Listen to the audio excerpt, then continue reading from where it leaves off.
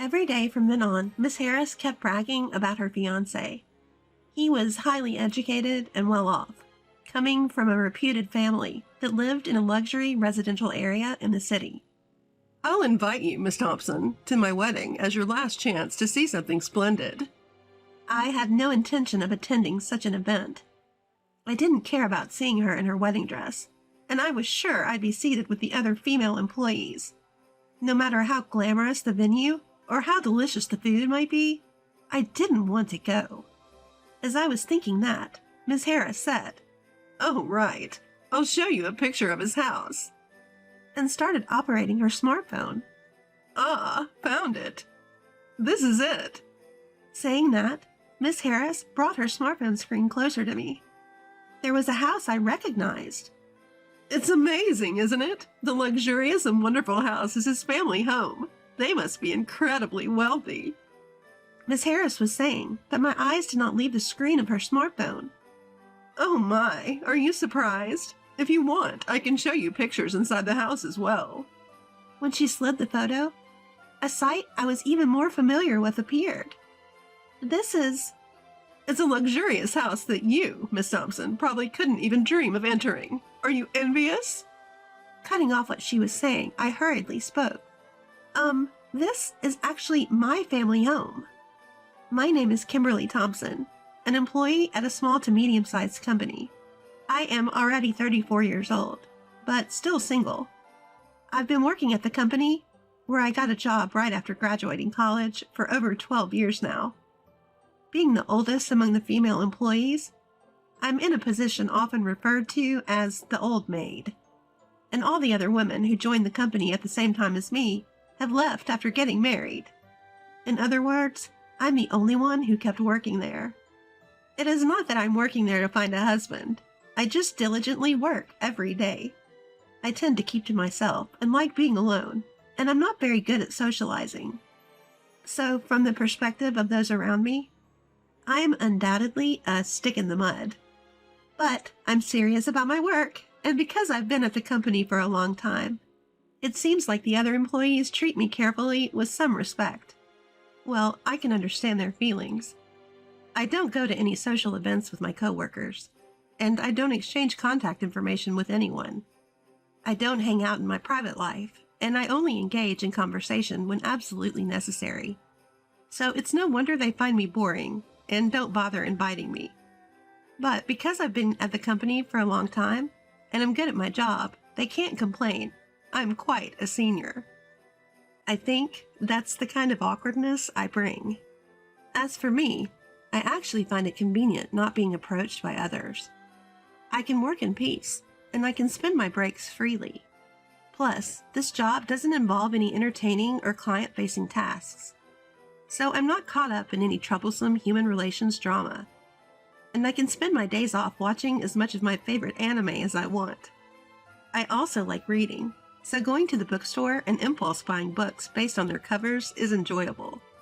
At first glance, some people might feel that my life is lonesome and empty, but I thought this quiet yet peaceful life made me feel my happy. However, everything started to change when a young woman joined the company. She was the complete opposite of me, a friendly, cheerful woman with excellent communication skills. Her name is Michelle Harris. Miss Harris was the type to actively approach others, and she seemed particularly popular among the male employees. She was cute and charming, so I figured she easily captured the hearts of the men.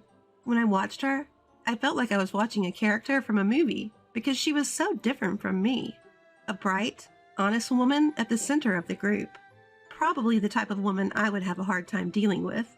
While thinking such things, I happened to overhear a group of female employees chatting away cheerfully in the restroom. This all happened when they came into the restroom while I was in there, fixing their makeup and freely starting to gossip and complain. "You know that new girl, Harris? Don't you just find her annoying?" "I know, right? She seems just like she's trying to please men, doesn't she? Definitely gives off that vibe. That has to be on purpose, right? She's constantly trying to appear cute. It's so annoying. Her only appeal is that she's young, isn't it? She can't even do her job properly. Isn't it embarrassing to just chase men all the time?" Such harsh words.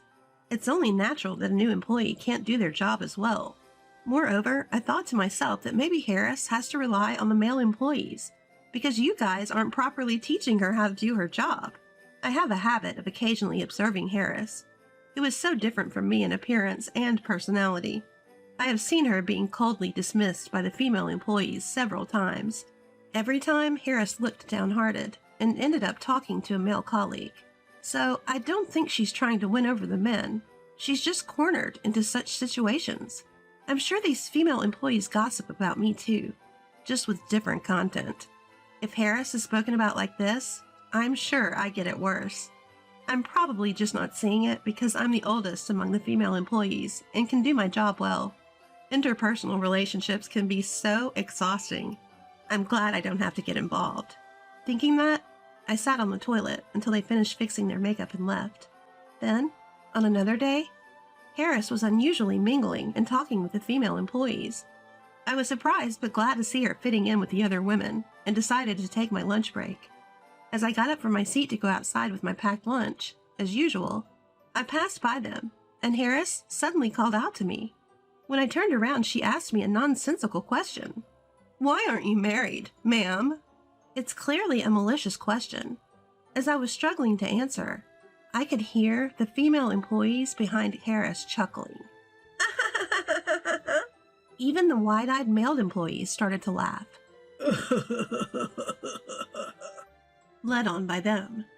One of the female employees said, "Hey, that's rude," but then praised Harris, saying, "You're such a funny girl, Harris." From then on, Harris started to ask me more and more disrespectful questions that left me at a loss for answers, thinking she would be praised for making fun of me. "Miss Thompson, have you ever had a boyfriend? How many years have you not had a boyfriend? How many people have you been with? Are you by any chance not interested in men?" Harris kept asking me these personal questions without considering my feelings at all, and the level of disrespect only increased over time, and the surrounding employees seemed to find it amusing, encouraging Harris as if they wanted her to do more. I suppose she was happy to be recognized as one of them by the other female employees. Trying to meet their expectations, she kept intensifying her remarks to me. As things escalated, she began to flaunt her own status to me. "My boyfriend just gave me a designer bag as a gift the other day. I'm going to a high-end restaurant tonight that's booked out for the next 6 months. Do you just eat macaroni and cheese at home, Thompson?" This kind of petty one-upmanship had been her modus operandi. "Miss Thompson, you don't seem to have any connection with luxury items. How pathetic," she would throw in with her sarcasm. Rather than feeling angry, I was beginning to find it impressive. As this silly back and forth went on, I found myself increasingly burdened with Miss Harris's work. Miss Harris, who was rather overbearing, had an invincible disregard for fear. The other female employees seemed unable to deal with her, and she rapidly turned into a monster. Then one day, after some time had passed, something happened. When Miss Harris came to work, she was very upbeat and started talking to me. "I got engaged." As she said this, she showed me a picture of her fiancé, even though I hadn't asked. When I responded with a polite, "That's nice," and tried to return to my work, Miss Harris continued to chatter on.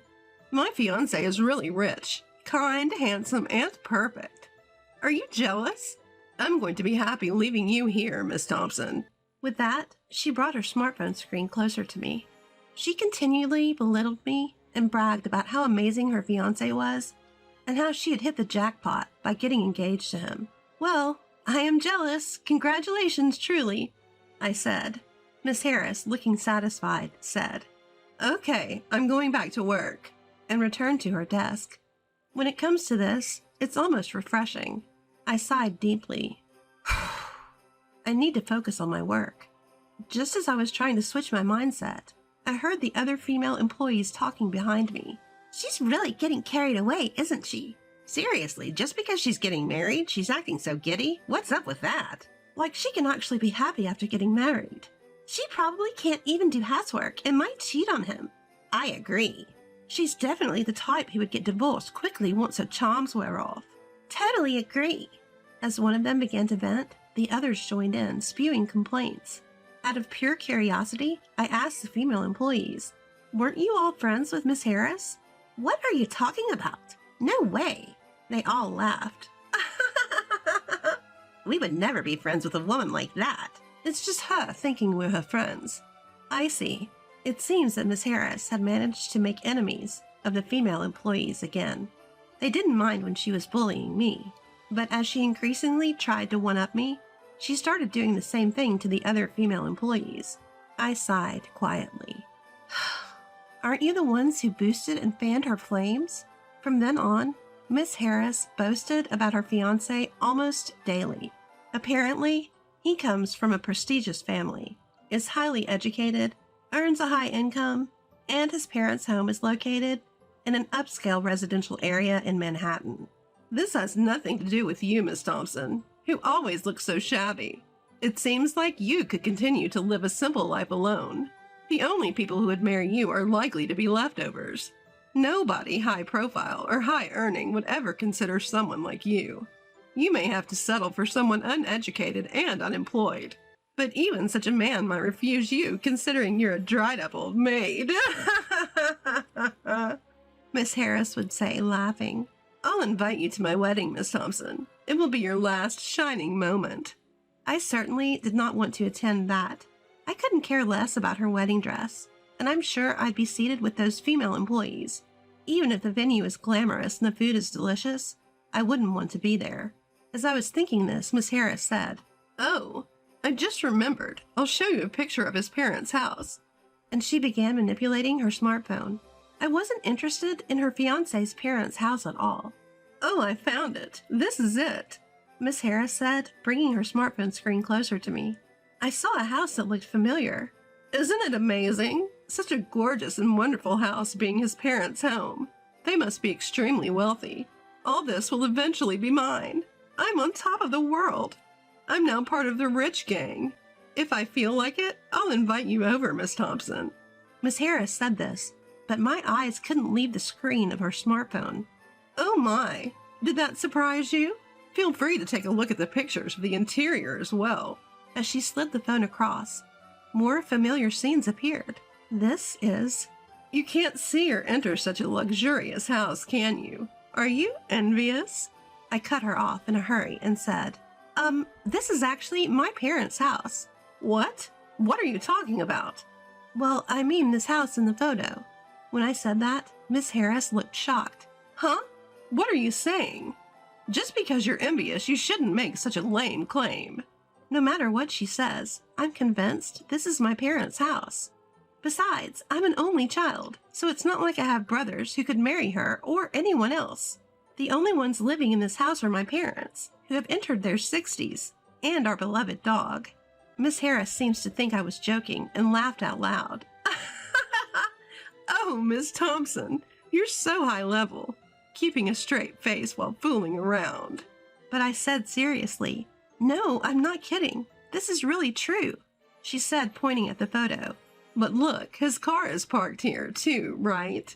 And how could you take pictures inside a house that isn't yours?" Despite her objections, the photos she was showing me were undoubtedly my parents' house. The placement of things, the floor plan, it was all exactly like the house I grew up in. Then it hit me. I remembered a sales guy who was often coming and going from my parents' house. I'd met him there and talked to him. He was desperately trying to get a contract, telling my parents all sorts of convenient things. I asked Miss Harris her fiancé's name. It was the same name as the salesman. I see. So that man, Aaron, was pretending my parents' house was his own to impress her. What a lame guy. Does he think he could get away with that?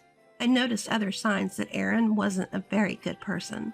He was always smiling, and even when my parents said, "We think we'll pass on the contract this time," he would cheerfully respond, "I see. Well, I'll come by again next time." But the moment he left the house, I saw from my bedroom window that he had a really scary look on his face. Maybe he was just angry because he didn't get the contract, but it left me a really bad feeling. There's no need to tell Miss Harris about this, but that house is definitely my parents' house. I won't back down on that. Miss Harris was raising her voice. "What? That house is Miss Thompson's parents' house. That's impossible." No matter how much I explained, she wouldn't believe me. So I decided to take her to my parents' house after work that day. We arrived at my parents' house, and I took her through the gate. I opened the front door and said, "I'm home." Then my parents came out with a smile. Welcome home. When you said you were coming home all of a sudden, we wondered what was going on. You even brought a friend. It's not often we see you, but it's nice to see your face after a long time. We have to serve something since you brought a friend. We have some sweets we brought when we went on a trip to France with your aunt. We'll serve them with some tea. Looking at Miss Harris, my parents smiled happily. I mentioned the name of her fiancé and asked my parents about him. Oh, the salesman. He was here just the other day. Hearing my parents respond like that, Miss Harris seemed to accept the truth. When we arrived in my room, she suddenly began to cry. What happened? Are you sad because you were lied to about his family home? Sure, being lied to might have been shocking, but it was not that much of a disaster, I thought. Then Miss Harris said, "I'm sorry," and began to talk about her engagement with Aaron. Apparently, Miss Harris met Aaron at a social gathering. At that time, Aaron told her that he held a position in a major corporation, and when they were alone, he informed her that his family was wealthy, which caused her to fall for his good looks and the status. After that, they went on a few dates and their relationship developed. However, despite Aaron's position in a major corporation, he turned out to be surprisingly stingy. At first, he paid for all of their dates, but gradually, he started making Miss Harris pay, claiming he had no cash on hand. When Miss Harris said something about it, Aaron suddenly proposed, saying, Actually, I want to save money because I'm going independent. Plus, we need to save for our wedding fund, right?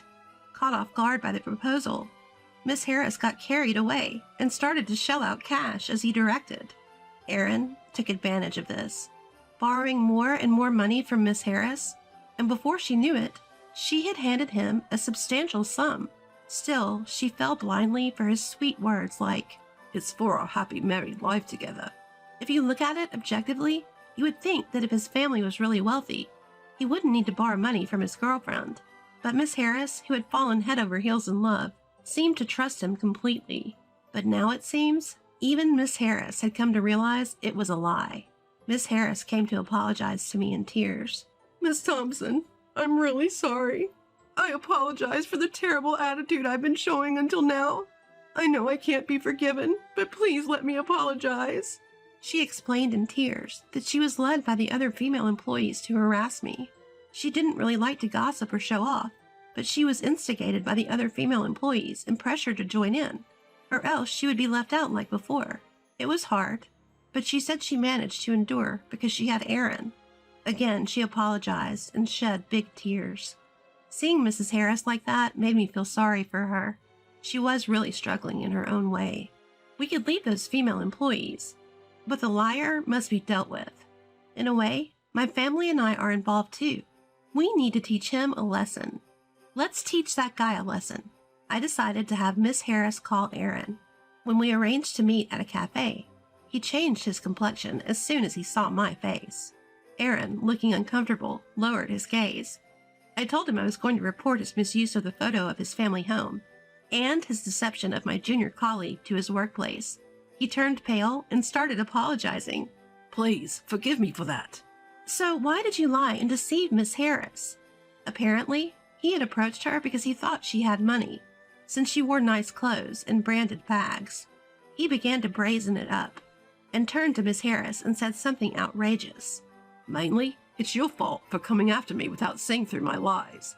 I showed you a nice dream, so you should consider it a gratitude fee." I was stunned at his audacity. It reminded me of the hidden side I saw from the window at my family home. "You proposed marriage.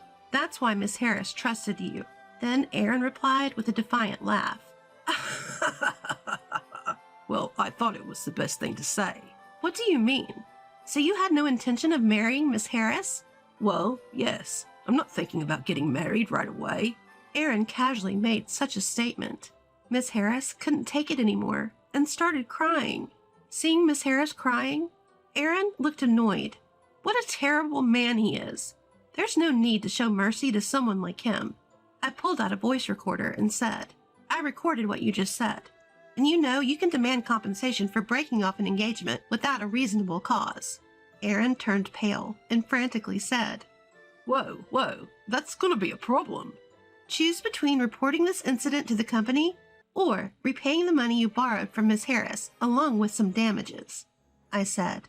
Hearing this, Aaron replied, I'll pay back the money, and dropped his shoulders. That's how we came to an agreement that he would pay back Miss Harris.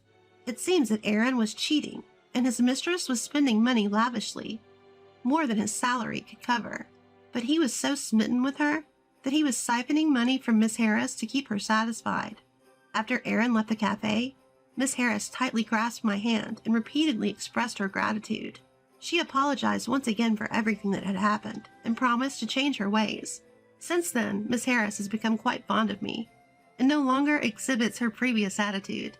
Even when other female employees act unpleasantly, she no longer lets it bother her and concentrates on her work. Seeing her like this, the female employees still badmouth her, but I think they're just not worth dealing with.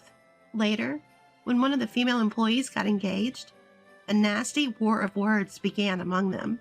Petty jealousies and grudges started affecting their work, and a fed-up supervisor escalated the matter, resulting in each of them being transferred to different departments.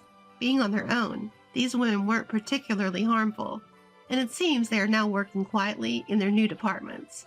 Our department has become peaceful and calm, and Miss Harris has been able to work more freely. Lately, Miss Harris and I have been having lunch together, sharing our hobbies.